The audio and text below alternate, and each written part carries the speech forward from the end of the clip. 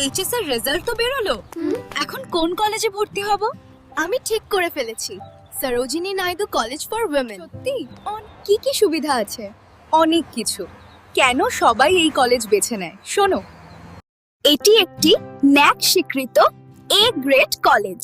এখানে আছে BA, BSc, BCom, BBA honours, post graduate আর 31টিরও বেশি সার্টিফিকেট কোর্স।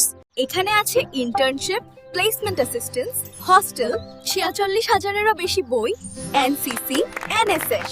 কলেজটার নাম তো অনেকবার শুনেছি। অবশ্যই আমার মা, দিদি সবাই এই কলেজ থেকেই পড়েছে।